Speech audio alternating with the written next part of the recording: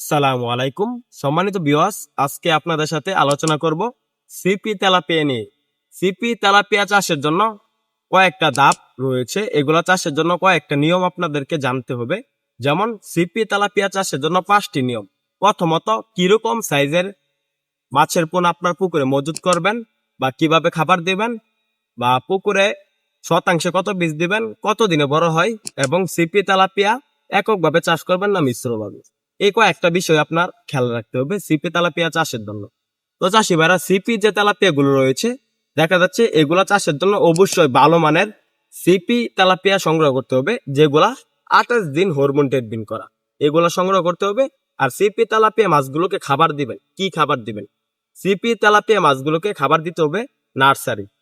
দেখা যাচ্ছে আপনার পুকুরে যদি ভালো মানের মাছের পোনা ক্রয় করেন যেগুলো 28 দিন হরমোন ট্রিটমেন্ট করা, অবশ্যই ওই মাছগুলা 1 থেকে 1.5 ইঞ্চি হবে।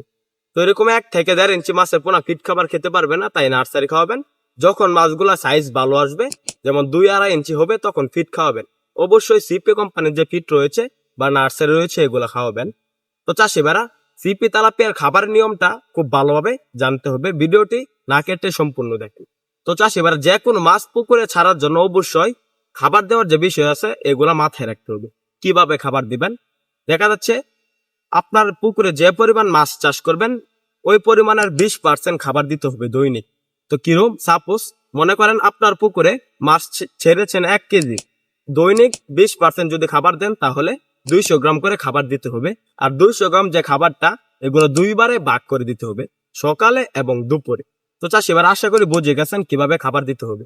অবশ্যই যদি আপনারা আরো বেশি মাছ বাড়ান বা পুকুরে আরো বেশি মাছ মজুত করেন, তাহলে দেখা যাচ্ছে 2 কেজি হলে 400 গ্রাম খাবার, 3 কেজি হলে 600 গ্রাম খাবার, এভাবে খাবার বাড়াবেন। প্রথম মাস 200 গ্রাম করে দিবেন বা 20% করে দিবেন, দ্বিতীয় মাস 25%, তৃতীয় মাস 35%, চতুর্থ মাসে 40% খাবার দিতে হবে।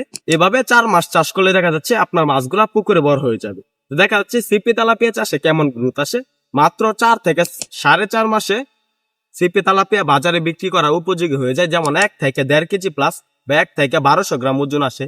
তাই সিপি তেলাপিয়া চাষে অল্প দিনে স্বাবলম্বী হতে পারে। তো চাষি ভাইরা, সিপি তেলাপিয়া চাষের জন্য দ্বিতীয়ত শতাংশে কত বীজ করে চাষ করবেন ওইটা মাথায় রাখতে হবে। কি এককভাবে চাষ করবেন না মিশ্র হবে? কিভাবে চাষ করলে সিপি তেলাপিয়া ভালো গ্রোথ আসে? অবশ্যই এককভাবে চাষ করবেন সিপি তেলাপিয়া। এককভাবে চাষ করলে দেখা যাচ্ছে সিপি তেলাপিয়া গুলোকে যে খাবার গুলো দেবেন তার খাবার সে নিজে সঠিকভাবে খেতে পারবে এবং এককভাবে সবাই একসাথে বেড়ে উঠবে, ছোট বড় হবে না মাছ। দ্বিতীয়ত, সিপি যে তেলাপিয়া মাছগুলো রয়েছে এগুলা প্রতি শতাংশে 180 থেকে 200 পিস চাষ করবেন, এর বেশি কখনোই চাষ করবেন না। দেখা যাচ্ছে সিপি তেলাপিয়া ভালো গ্রোথ আসে এবং ভালো বড় হয়। অতিরিক্ত চাষ করলে গ্রোথ কমে যাবে বা তেমন একটা গ্রোথ আসবে না। তো চাষি ভাইরা, সিপি তেলাপিয়া চাষের জন্য পুকুর প্রস্তুতি সাধারণত অন্যান্য মাছগুলো চাষের জন্য যেভাবে করা হয়, পুকুরে মিডিল বা মিডিয়াম সাইজের কাদা বা পুকুরের চারপাশের গাছপালা ছাটিয়ে দিবেন, রোদ লাগার ব্যবস্থা করে দিবেন, পুকুরের যে চারপাশে গাছ থাকে ছোট ছোট ওইগুলো পরিষ্কার করে দিবেন। তো চাষি ভাই, আপনার নতুন বা পুরাতন চাষি হল সিপি তেলাপিয়া উভয়ে চাষ করতে পারবেন।